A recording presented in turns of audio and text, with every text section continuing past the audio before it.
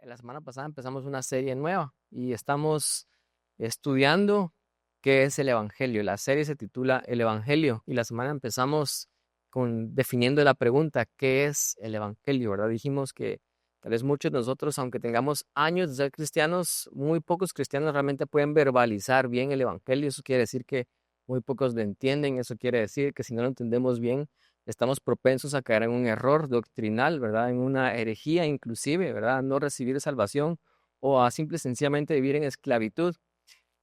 Y tampoco podemos ser parte de la misión de Jesús, porque si no lo entendemos y si no lo podemos compartir y verbalizar, no lo vamos a compartir con otras personas. Entonces estamos realmente definiendo algo fundamental y parece básico, pero realmente no lo es. La semana pasada dijimos que el Evangelio no es el ABC del cristianismo, sino es de la A a la Z, ¿verdad? Es todo, es lo más importante.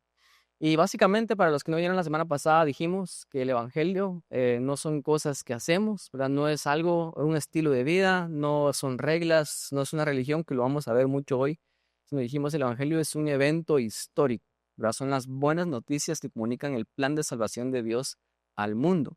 Y cuando nosotros creemos ese evento, que Jesús existió, que Jesús vivió una vida perfecta, que Él fue Dios, que Él murió y Él resucitó y creemos, entonces lo recibimos, ¿verdad? Y eso es el Evangelio. Eso es un gran resumen, ¿verdad? No justifica el mensaje de la semana pasada. Está en YouTube o en Spotify si lo quieren escuchar. Y hoy vamos a continuar hablando y yendo más profundo en qué no es el Evangelio, solo para clarificarlo un poco más. Y para hablar acerca de esto, yo escogí un texto que está en Lucas 15. Es una parábola muy famosa de Jesús que yo creo que representa muy bien exactamente esto. ¿Qué no es el Evangelio? Les voy a leer la parábola, seguramente muchos la han escuchado. Dice Jesús así: también dijo, un hombre tenía dos hijos, y el menor de ellos dijo a su padre, Padre, dame la parte de los bienes que me corresponde, y les repartió los bienes. Y no muchos días después, juntándolo todo, el hijo menor se fue lejos a una provincia apartada, y allí desperdició sus bienes viviendo perdidamente. Y cuando todo lo hubo malgastado, vino una gran hambre en aquella provincia y comenzó a faltarle. Y se fue y se arrimó a uno de los ciudadanos de aquella tierra, el cual le envió a su hacienda para que apacentase cerdos. Y deseaba llenar su vientre con las algarrobas que comían los cerdos porque nadie le daba. Y volviendo en sí, dijo, ¿cuántos jornaleros en la casa de mi padre tienen abundancia de pan y yo aquí parezco hambre? Me levantaré e iré a mi padre y le diré, Padre, he pecado contra el cielo y contra ti, no soy digno, ya no soy digno de ser llamado tu hijo, hazme como uno de tus jornaleros. Y levantándose vino a su padre, y cuando aún estaba lejos, le vio su padre, y fue movido a misericordia, y corrió y se echó sobre su cuello, y le besó.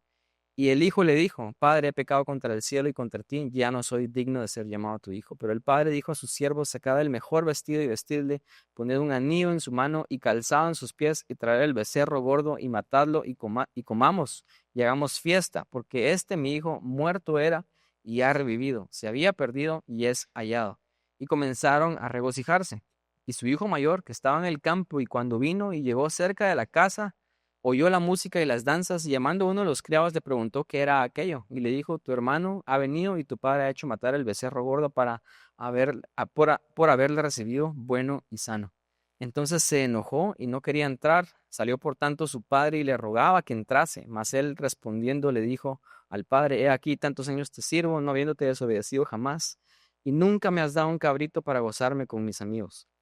Pero cuando vino este tu hijo, que ha consumido tus bienes con rameras, has hecho matar para él el becerro gordo.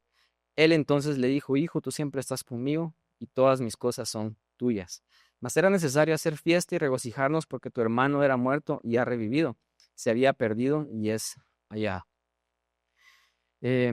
Para dar un contexto acerca de esta historia, solo quiero retroceder un par de versículos antes, y cuando empieza Lucas 15:1, nos da una buena señal de a quién le está hablando Jesús y a quién le contó esta parábola. Y Lucas 1 dice lo siguiente: se acercaban a Jesús los publicanos y los pecadores para oírle. O sea, habían publicanos y pecadores. Y los fariseos y los escribas también estaban ahí, murmuraban diciendo, este a los pecadores recibe y con ellos come. Entonces él les refirió esta parábola diciendo. Cuando Jesús empezó a hablar y contar las parábolas, les contó de hecho dos más. Si ustedes han leído Lucas 15, les contó la parábola de la oveja perdida, la parábola de la moneda perdida y la parábola que nosotros llamamos erróneamente la parábola del hijo pródigo. Todo es acerca de algo que se pierde y que después es encontrado, ¿verdad? Entonces quiero hablar acerca de esto primero. Esta parábola, si ustedes tienen la versión, por ejemplo, Reina Valera 60 y ustedes van a sus Biblias, el título de esta parábola es la parábola del hijo pródigo. Pero es un mal nombre, ¿verdad? Este nombre no se lo puso Lucas, ¿verdad? Este nombre se lo pusieron las personas que tradujeron la Biblia. Ellos ponen títulos, ¿verdad? Y seccionan la Biblia para que sea más fácil leerla. Pero realmente esta parábola, este nombre está mal escrito, mal nombrado, porque no habla acerca de un hijo que se perdió, sino la parábola de hecho empieza diciendo, un hombre tenía dos hijos. Entonces esta parábola habla acerca de dos hijos, no solamente acerca de uno. Entonces, cuando nosotros, si ustedes han crecido en la iglesia, yo crecí en la iglesia y no fue tal vez hasta los 22 años que yo escuché por primera vez que esta parábola no era acerca solamente de un hijo.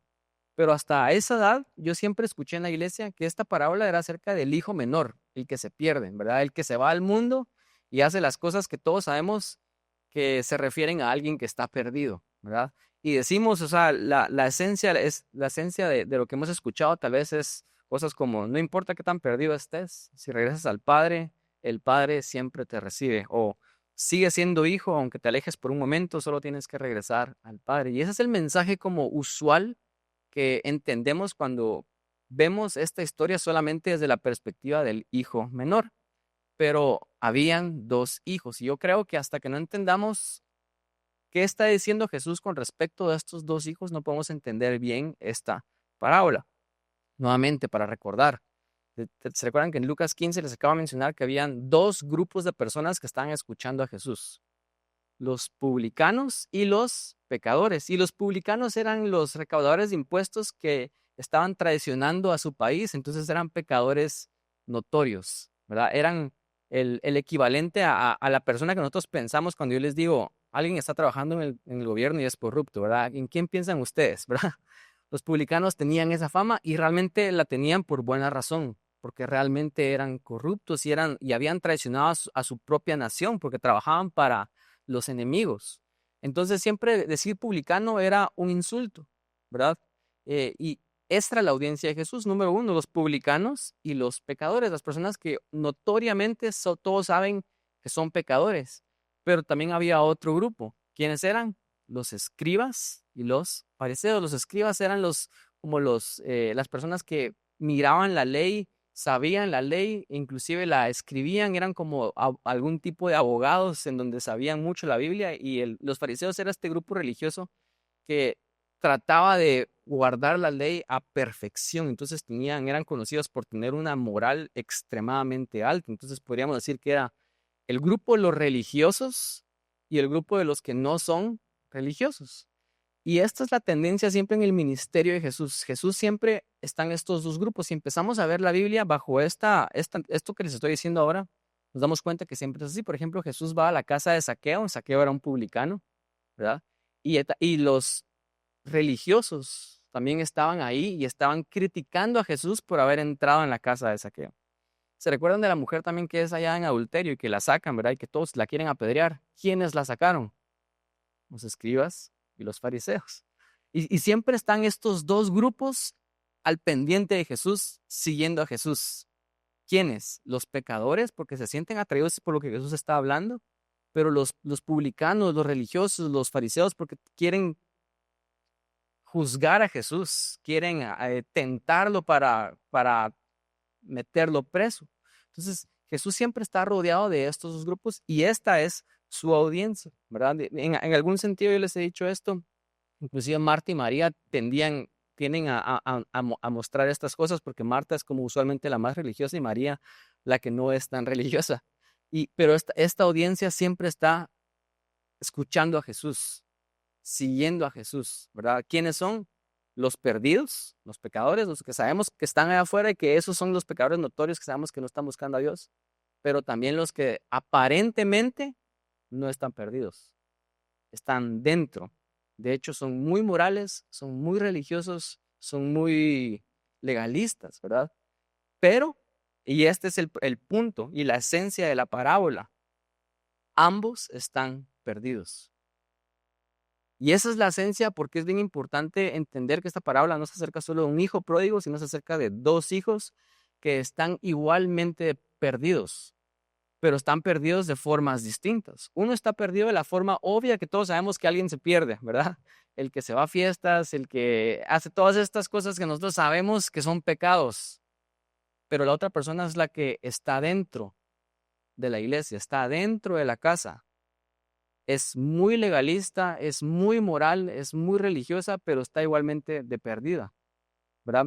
Jesús habla acerca de dos hijos que no saben cómo relacionarse con el Padre.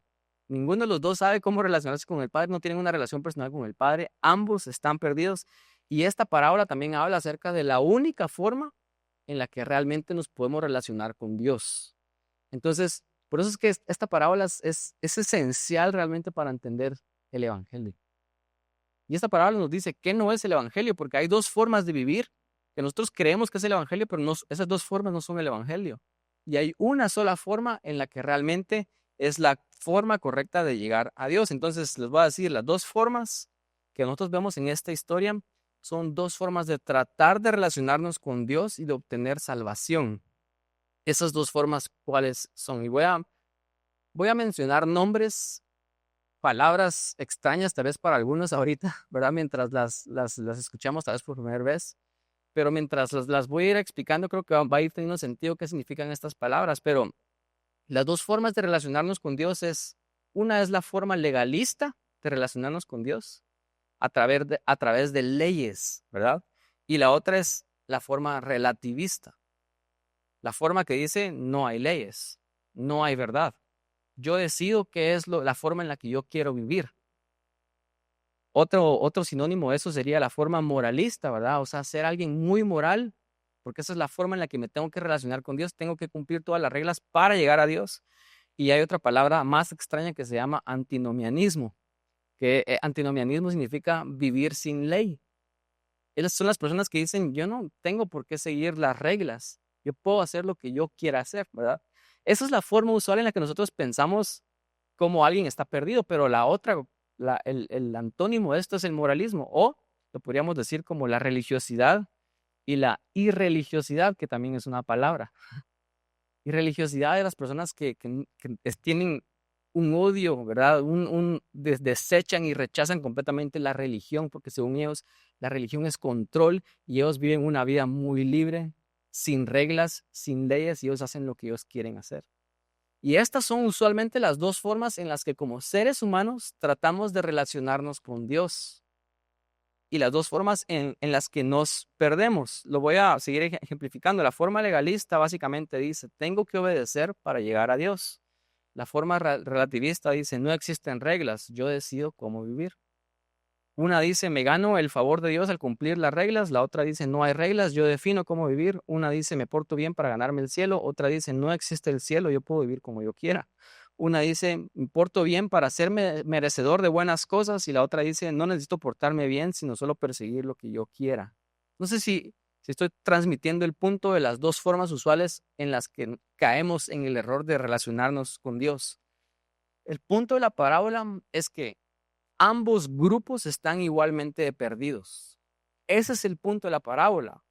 El menor está obviamente perdida, ¿verdad? Porque la palabra del versículo 13, por ejemplo, dice que él juntó toda la herencia, se fue lejos. O sea, él está perdido, él está lejos de Dios, está muy lejos.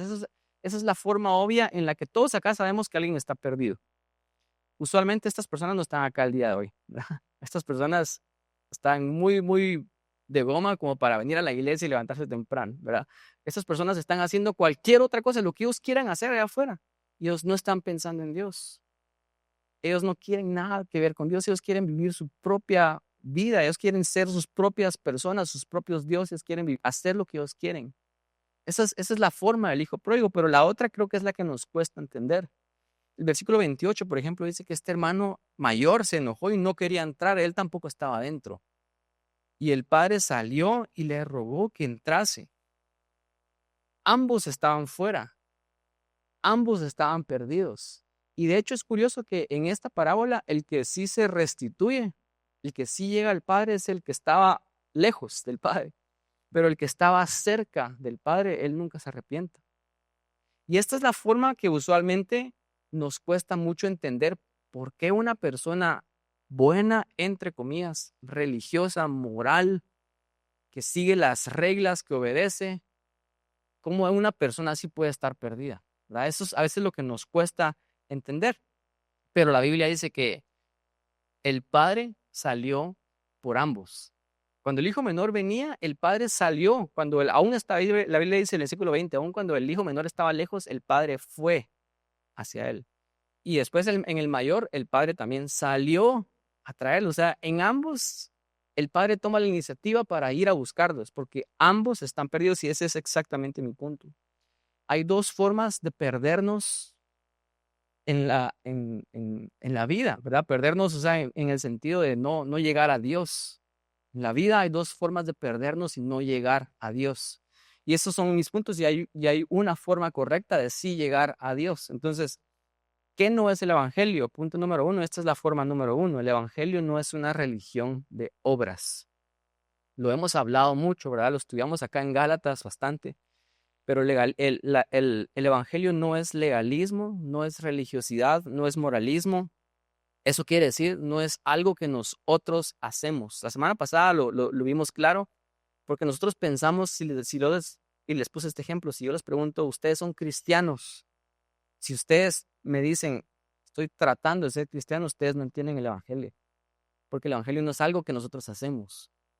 Ustedes son cristianos porque aceptaron la verdad de que Jesús vino, la creyeron, ¿verdad? Ustedes aceptaron el evento histórico que cambió el mundo, la encarnación de Jesús, la muerte y resurrección de Jesús. Eso es el Evangelio. El Evangelio no es algo que hacemos, sino es algo que alguien hizo por nosotros. Eso es lo que vimos la semana pasada. Muchas personas, por ejemplo, dicen, hace un par de semanas yo estaba hablando con alguien y me mencionó un versículo, creo que está en Santiago, donde dice, sí, es que el verdadero evangelio es ayudar a las viudas y a los pobres. No sé si ustedes han escuchado eso, pero Santiago no dice que el evangelio es eso. Santiago dice la verdadera religión es ayudar, pero el evangelio no es eso. La religión sí es eso, es hacer cosas, pero el evangelio no es hacer cosas, y eso no quiere decir que el evangelio no tenga cosas que tengamos que hacer, o como dijimos la semana pasada, no quiere decir que no tenga ética, no tenga principios, no tenga un estilo de vida. El evangelio sí tiene eso. El evangelio definitivamente nos cambia, el evangelio produce fruto, pero el evangelio tampoco es el fruto del evangelio. El evangelio no es algo que hacemos, es algo que alguien hizo por nosotros. Y el punto ¿verdad? El punto número uno, el evangelio no es una religión de obras.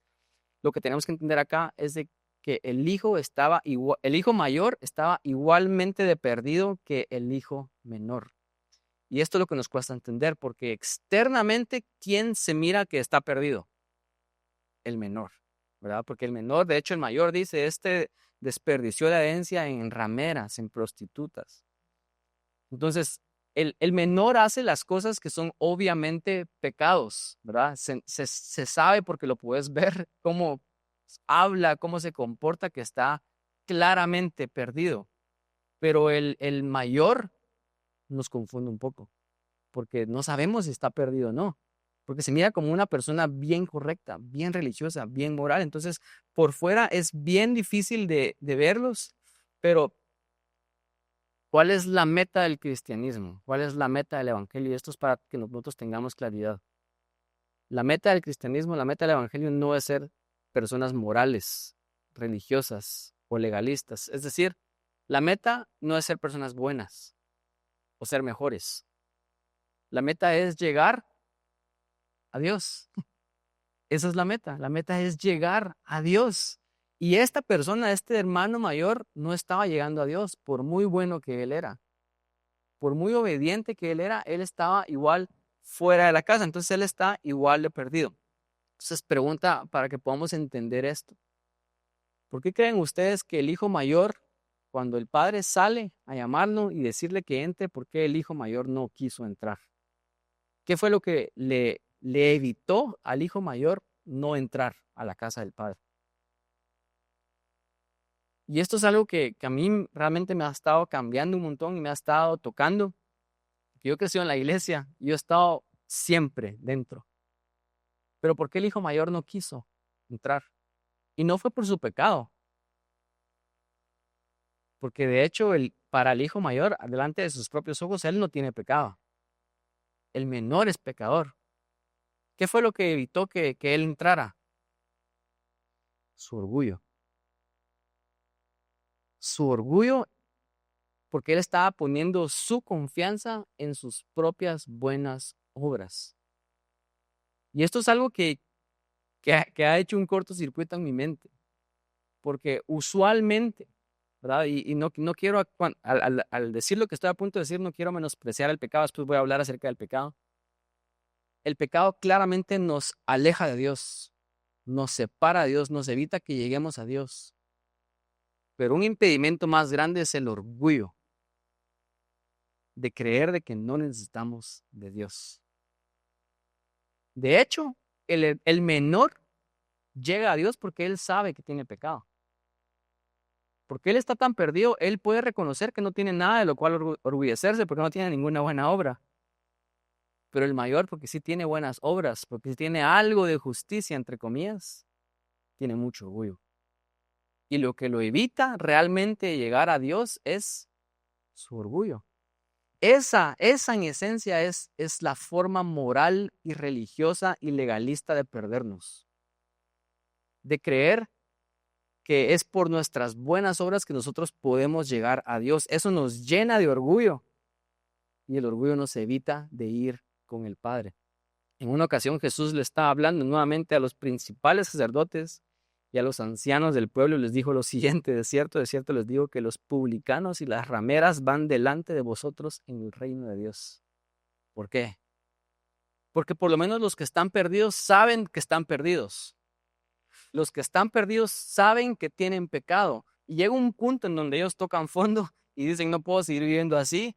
Y se dan cuenta que necesitan ayuda y regresan a Dios. Pero los morales, los religiosos, los que son muy buenos, ¿verdad? Y que están tratando de ganarse su propia salvación, ellos nunca van a reconocer que necesitan a Dios. Porque ellos están llenos de buenas obras, están llenos de orgullo, están llenos de una autojusticia, de un orgullo que los evita de ir al Padre. Y en la parábola es bien claro, porque en la parábola el único que llega a Dios, que llega al Padre, es el menor. El mayor nunca se arrepiente. El mayor nunca. Yo creo que este es un peligro grande, serio, que si estamos acá en la iglesia, esto es precisamente para nosotros. Puede que ustedes estén perdidos y de casualidad están hoy acá, ¿verdad? Pero es más probable que ustedes se crean buenas personas y que ustedes crean de que las cosas buenas que ustedes hacen para Dios es lo que los va a hacer llegar a Dios. Y ese orgullo los evita a ustedes de realmente llegar al Padre. Entonces, el más grande impedimento para llegar a Dios no es el pecado necesariamente, sino es el orgullo, la confianza en nuestra propia justicia. Como ya dije, los hermanos menores saben de que no tienen justicia y por eso están más propensos a llegar a Dios, pero los hermanos mayores tienen orgullo por sus buenas obras, tienen algo de justicia, ¿verdad? Y esta es una forma de evitar o negar a Jesús. Es lo que hemos estado aprendiendo en Gálatas, ¿verdad? Si yo puedo llegar a Dios por mis propias buenas obras, entonces yo estoy diciendo al mismo tiempo de que yo no necesito a Jesús. Confiar en mi propio esfuerzo, en mi propia justicia, en mis propias buenas obras, es una forma de negar a Jesús. Porque precisamente para eso vino Jesús, porque ninguno puede ser perfecto y lo necesitamos a Él. Entonces, ambos en esencia, al final, si lo queremos ver así, dicen y hacen exactamente lo mismo, solo que tienen diferentes métodos para perderse. ¿Verdad? Por ejemplo, el hijo menor dice: Dios, yo quiero lo que tú das, ¿verdad? O sea, tu herencia, tu vida, ¿verdad? Todos los placeres de este mundo, yo quiero todo eso, pero no te quiero a ti. Eso es lo que el menor está diciendo. Está bien propenso a recibir las bendiciones de Dios, pero no quiere a Dios. Recibe su herencia y se va lejos y vive como él quiere, sin ley, sin reglas. Pero el mayor dice algo similar, si no es que exactamente lo mismo. Él dice: Dios, quiero tus cosas, pero la forma de obtenerlas es que voy a ser obediente para ganármelas. Pero tampoco quiere al Padre. De hecho, se enoja el mayor porque le dieron la herencia al que la había despilfarrado, ¿verdad? Él no la merece. Él no quiere al Padre, Él quiere las cosas del Padre, Él quiere la herencia, Él quiere que lo celebren también a Él quiere la fiesta. Es las personas que dicen, Dios me tiene que dar lo que yo merezco. Y de hecho mi obediencia es una forma de control a Dios. Entonces, mírenlo así, el hijo menor desobedece a Dios para sí mismo, porque quiere vivir como Él quiere. Pero el hijo mayor obedece a Dios para sí mismo, para que el Padre le dé la vida que Él quiere tener. Ambos métodos son una forma de vivir alrededor de nosotros mismos y de no ir al Padre. En esencia es lo mismo, solo que son dos formas distintas, ¿verdad? A veces nos cuesta entenderlo realmente porque la persona que está afuera es obvio que está perdido, pero el que está aquí dentro, que está viviendo para sí mismo, que está obedeciendo para que Dios le dé una buena vida y no quiere nada que ver con el Padre, no, o sea, no es realmente por él, por una relación, sino es por él mismo. Por ejemplo, son las personas que cuando oran, solo oran cuando tienen necesidad y no oran por intimidad. O sea, oro cuando necesito algo de Dios, pero no porque quiero a Dios. No sé si estoy transmitiendo mi punto. El antídoto para esto, lo hemos hablado varias veces acá, pero el antídoto para esto o la clave del orgullo, según el Evangelio, es la humildad. Es reconocer de que realmente no tenemos nada, que somos pobres en espíritu. Jesús enseñó esto en el Sermón del Monte. El hijo menor le es bien fácil entender esto porque él no tiene nada de buenas obras, él está perdido, entonces él sabe de que él es pobre. Pero el hijo mayor cree de que él es rico. Entonces, al no poder confiar en su justicia, el menor regresa y encuentra gracia. Solo quiero terminar este punto con unas señales de autoevaluación para que nosotros podamos ver si estamos creyendo este error de que el evangelio es una religión de obras. Muchos en la iglesia creen de que ellos están creyendo el verdadero evangelio. Este era el caso de la iglesia de Gálatas, ¿verdad? Pero muchos en la iglesia, no me estoy refiriendo solo acá necesariamente, sino en la iglesia en general, creen realmente de que están creyendo un evangelio correcto, pero están en una religión de obras. Y como ya dije, es bien difícil determinar si estamos acá porque por fuera se mira todo bien, ¿verdad? Pero estas son algunas señales para que nos autoevaluemos, ¿verdad? Número 1, ¿estás enojado con Dios o te enojas con Dios cuando Él hace algo injusto? ¿Cuántos han pensado eso? Es que no es justo. Yo toda la vida me he portado bien, ¿verdad? Yo toda la vida me guardé para esta persona, no sé, y después esta persona me hizo esto, ¿verdad? No me logré casar con esta persona, ¿verdad? O no es justo, yo siempre diezmo, yo siempre ofrendo y aún así me despidieron. O sea, ese enojo contra Dios de creer de que Dios no está actuando de manera justa es una señal de que nosotros estamos haciendo las cosas no porque amamos a Dios, sino porque queremos obtener algo de Dios, queremos controlar a Dios a través de nuestras buenas obras. El mayor se enojó y no quería entrar. Número 2, otra señal puede ser que nuestra obediencia es condicional y es sin gozo. Saben que el mayor no era perfecto realmente, porque cuando el padre le dijo que entrara, esa era una orden o no, no entró. Estaba desobedeciendo, entonces, ¿cuándo el mayor obedece? Cuando le conviene obedecer. Pero el momento en el que él no recibe lo que él quiere recibir de Dios, entonces deja de obedecer. ¿Cuántos hemos hecho esto? ¿Verdad? Venir y obedecer porque sabemos de que obedecer trae resultados buenos. Entonces empezamos a obedecer y nuestra vida empieza a cambiar. Dejamos de hacer las cosas malas que estamos haciendo, obviamente van a haber resultados buenos de dejar de hacer las cosas malas, ¿verdad? Empezamos a orar, empezamos a venir, a buscar comunidad, empezamos a leer, empezamos a hacer todas las cosas que tenemos que hacer y nos empezamos a sentir mejor y tal vez las cosas empiezan a ir mejor. Hasta que Dios en su soberanía hay un momento en donde pone a prueba nuestra obediencia, nuestra fe. Y viene la prueba. Entonces cuando viene la prueba decimos, no, si estoy obedeciendo y no estoy recibiendo lo que quiero, entonces ya no voy a obedecer. Es condicional porque estamos obedeciendo para nosotros, no estamos obedeciendo por Dios. Eso quiere decir que una forma que ustedes saben y que ustedes realmente están creyendo el evangelio es que ustedes obedecen y son fieles en los malos tiempos.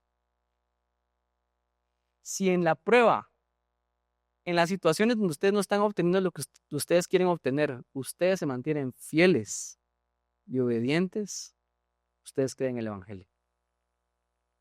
Otra señal, bueno, y esta es una obediencia condicional sin gozo, porque dice, ¿verdad? Salió tanto el padre le rogaba que entrase, mas él respondiendo dijo, he aquí tantos años sirvo. O sea, sí había servido, no habiéndote desobedecido jamás, mentira, ¿verdad? Acababa de desobedecer. Y nunca me has dado ni un cabrito para gozarme. O sea, su obediencia es una obediencia muerta, sin gozo. O sea, hago las cosas porque tengo que hacerlas, ¿verdad? ¿Cuántos de ustedes van así a trabajar? Estoy acá porque ni modo tengo que trabajar y si no trabajo no me pagan, ¿verdad? Y tal vez es cierto con nuestros trabajos y a veces hacemos lo mismo exactamente con Dios. Estoy acá porque es lo que tengo que hacer, se supone que tengo que hacer, pero si pudiera no estuviera acá. Es una obediencia muerta, sin gozo. Cuando vemos a los discípulos, por ejemplo, cantando en la cárcel, ¿verdad? Contentos porque los habían latigado y eran dignos de padecer por el nombre. Otra señal es de que usan a Dios para obtener lo que quieren. Pues quiere decir, su obediencia es condicional. Realmente están tratando de controlar a Dios a través de ser obedientes, a través de ser morales. Lo están haciendo por ellos mismos y no por Dios. No porque aman a Dios, sino lo hacen para obtener algo de Dios. Número 4, son fríos hacia los hermanos menores. Son fríos hacia los perdidos. De hecho, miran a un perdido y no sienten compasión de los perdidos, sino lo que sienten es juicio. Y los critican, esa persona está mal porque miren todo lo que hace. Otra señal que estamos hablando es que son fríos hacia las personas que están perdidas. O sea, ¿cuántos de nosotros miramos a la gente que está allá afuera y nos sentimos superiores a ellos? Y decimos, ellos están mal por cómo están viviendo su vida, no son tan disciplinados, tan morales, tan buenos como yo. Yo estoy bien porque yo soy muy disciplinado, muy moral, muy legal. En vez de sentir compasión por los que están perdidos. Esa es otra señal, ¿verdad? Un complejo de superioridad. Y otra señal última podría ser que no están seguros al final del amor de Dios. Porque le alega al padre, le dice, tú nunca me has celebrado, tú nunca me has dado nada por ti. O sea, está tratando de ganarse el amor de Dios. No está seguro de que Dios lo ama aún y a pesar de que él ya es hijo. Él está tratando de ganarse el amor de Dios. El padre, de hecho, le dice, hijo, tú siempre estás conmigo y todo lo que tengo es tuyo. Él siempre está tratando de ganarse el amor de Dios. Entonces, punto número 1, que no es el evangelio, no es una religión de obras. Es ese complejo y esa forma de relacionarnos con Dios como la forma del hermano mayor, ¿verdad? Punto número 2, el evangelio tampoco no es una vida sin reglas. No es relativismo, antinomianismo ni irreligiosidad. Porque el error que podemos caer y que usualmente también hemos caído el día de hoy en la iglesia es que porque la iglesia ha hablado mucho, mucho, mucho acerca de gracia, acerca de que no es por obras, desde los tiempos de Lutero, ¿verdad? Inclusive hay teólogos como Dietrich Bonhoeffer y él dice que las prédicas y las pláticas y los libros, las enseñanzas de Lutero, ¿verdad? De hablar tanto de gracia hizo que muchos cristianos menospreciaran la gracia y empezaron a predicar y vivir una gracia barata, dice Dietrich Bonhoeffer. Es decir, iglesias y cristianos en donde hablan tanto acerca del amor de Dios y de la gracia de Dios, que se pasan al lado de que como no hay reglas y no es por reglas y no es por obras, entonces podés hacer lo que tú querrás y vivir como tú querrás. Vivir sin ley, vivir sin reglas y seguir pecando porque Dios te ama. Dios siempre te perdona. Esa es otra forma. Yo se lo dije la semana pasada, no podemos nosotros hablar del amor de Dios sin hablar acerca de la ira de Dios. No podemos hablar acerca de la salvación del Evangelio sin hablar acerca del pecado. No se puede, son dos conceptos que tienen que estar presentes si queremos tener una predicación efectiva del Evangelio. Y muchos cristianos, ¿verdad? Han caído en que como entendieron tanto de que no es por obras y solo es gracia y amor, se fueron al lado del relativismo y viven en pecado sin cambiar, sin ley, sin reglas. Y obviamente esto es bien claro, ¿verdad? Esto parece obvio, pero todos sabemos de que el menor estaba también perdido. El mayor ya definimos que está perdido, pero el menor obviamente está perdido. El menor estaba afuera, estaba lejos. La forma en la que el hijo menor vivía también era una forma incorrecta de relacionarse con Dios. De hecho, por ejemplo, en el 32 dice que este menor estaba tan perdido que el padre dice, mi hijo estaba muerto y ha revivido. Estaba perdido y es allá. O sea, el orgullo, ¿verdad? Y la confianza en nuestras propias obras, como ya dije, es un impedimento para llegar a Dios, pero obviamente el impedimento también para llegar a Dios es el pecado. Y si nosotros seguimos relacionándonos con Dios a través del pecado, seguimos igual de perdidos. Porque la forma del hijo menor, aunque entendamos que es gracia y que Dios nos perdona, pero seguimos pecando, esa no es una forma de relacionarnos con Dios. No, y quiero, escuchen esto, no todos los perdidos reciben gracia, sino solamente los perdidos que reconocen su pecado, y ese es el punto de la historia. Porque hay muchas iglesias donde Dios me ama así como soy, Dios siempre me acepta, entonces yo puedo seguir haciendo lo que yo quiero, con pecado, en pecado, siguiendo el mismo estilo de vida que tengo, no tengo que hacer ningún cambio porque Dios es un Dios de amor. Pero el punto de la gracia, ¿verdad? El perdido recibe gracia únicamente cuando reconoce que necesita gracia, cuando reconoce su necesidad de un Salvador. El versículo 17 nos dice esto, dice que el menor, volviendo en sí, dijo, ¿cuántos jornaleros en la casa de mi padre tienen abundancia de pan y yo aquí perezco de hambre? Me levantaré e iré a mi padre y le diré, Padre, he pecado contra el cielo y contra ti, ya no soy, ¿qué? Digno de ser llamado tu hijo, hazme como otros jornaleros. ¿Qué quiere decir eso? Primero volvió en sí, recapacitó, está pensando diferente, se está arrepintiendo.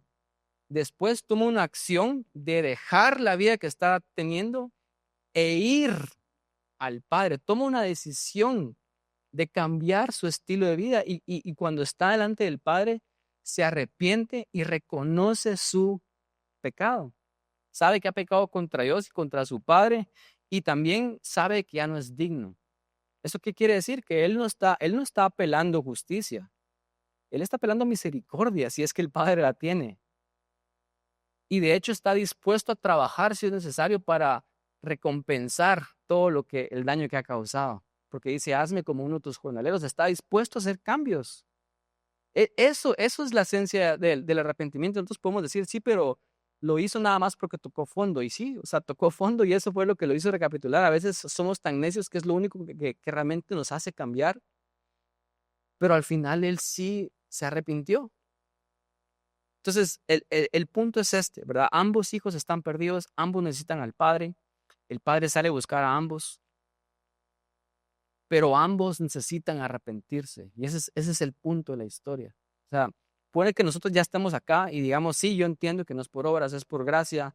Dios es un Dios de amor, Dios me ama, pero estamos cayendo en el otro error de seguir acá en la iglesia pecando, sin arrepentirnos de las cosas que estamos haciendo delante de Dios.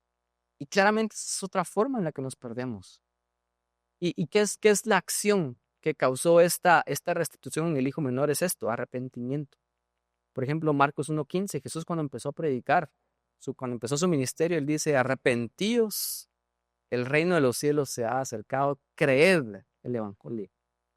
El arrepentimiento es el inicio de entrar, ¿verdad? ¿Qué significa arrepentimiento? Es metanoia, cambio radical de mentalidad, es reorientar nuestra vida, ¿verdad? Es volver en sí como el menor e ir al Padre. Entonces la idea es de que en estas dos formas en las que nos perdemos usualmente son dos formas en las que tenemos que arrepentirnos de. Si estamos perdidos como el menor, tenemos que arrepentirnos de nuestro pecado, de las cosas que estamos haciendo que claramente nos están alejando de Dios. Cambiar de mente como el menor, recapacitar, volver en sí, ir al Padre, hacer acciones que denoten que estamos arrepentidos, confesar nuestro pecado, apelar misericordia de Dios, pedir perdón. Pero si somos el mayor, nos arrepentimos de nuestra propia justicia y de nuestras propias buenas obras y de nuestro orgullo que también nos evita de llegar al Padre. Y con esto termino. ¿Cuál es la única forma en la que nos podemos relacionar correctamente con Dios? Y esa es el Evangelio. Se dice que un padre de la iglesia que se llamaba Tertuliano, él hablaba acerca de esto y él dijo, así como Jesús fue crucificado entre dos ladrones, el Evangelio es crucificado entre dos errores. Y él se estaba refiriendo a la religión y a la irreligión, a la moralidad y al relativismo, a lo que estamos hablando, a las dos formas de vivir. Se dice que Tertuliano estaba hablando acerca de esto. La única forma correcta, la que Jesús nos enseña en esta parábola de cómo nos podemos relacionar con Dios es a través del Evangelio. Nuevamente, ¿qué es el Evangelio? El Evangelio son las buenas noticias que comunican el plan de salvación de Dios. ¿Cuáles son esas buenas noticias? Jesús se encarnó. Jesús vino. Jesús se hizo hombre. Jesús vivió una vida perfecta, la vida que ninguno de nosotros podría vivir. Jesús al final de su vida hizo un cambio sustituto por nosotros. Él merecía la fiesta y nosotros merecíamos el castigo.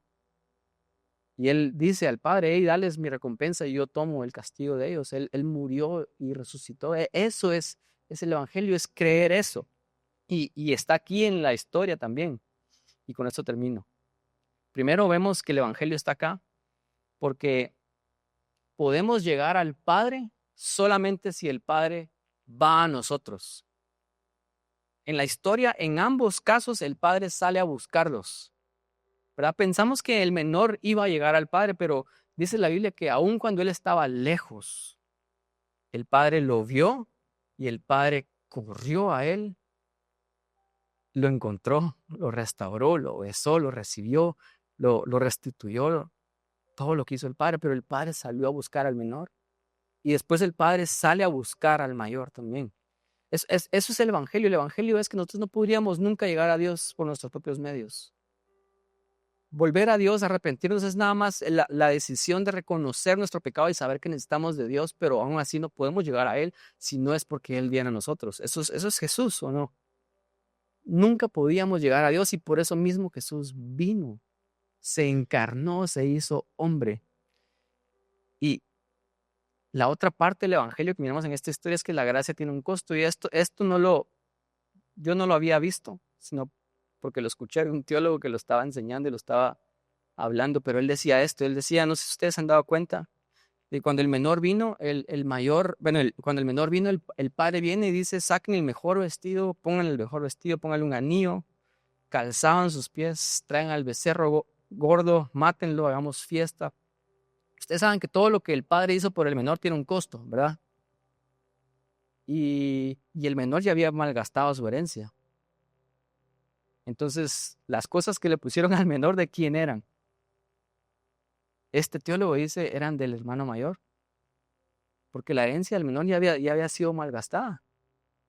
Entonces, restituir al menor sí incurrió en un costo. Que le tomaran la parte de la herencia del mayor y se la dieran al menor. Eso es parte también de la forma en la que él se enojó. Pero este teólogo decía, el verdadero hermano mayor es el que paga el precio por el hermano menor. Jesús es nuestro verdadero hermano mayor, porque este hermano mayor no tenía una justicia perfecta. Él desobedeció claramente, él mintió, lo podemos ver en la historia. Pero Jesús sí fue el verdadero hermano mayor, que él sí obedeció al Padre perfectamente. Él sí merecía la fiesta, él sí merecía la recompensa. Pero Jesús es el hermano mayor que él le dice al Padre, hey, tu hijo se fue, ¿verdad? Mi hermano se fue, yo voy a ir a buscarlo. Y yo lo voy a traer de vuelta. ¿Se recuerdan? Hace un par de parábolas Jesús habló acerca de la oveja perdida. El pastor que deja las 99 y va y busca a la oveja. Ese fue el hermano mayor. Él fue y nos buscó, nos encontró y nos trajo de vuelta. Dijo, estos despilfarraron toda su herencia, ya no tienen nada, pero usad de la mía para restituirlos. El Evangelio está aquí. Esa es la única forma de llegar a Dios. Les voy a pedir que nos pongamos de pie. Vamos a terminar orando.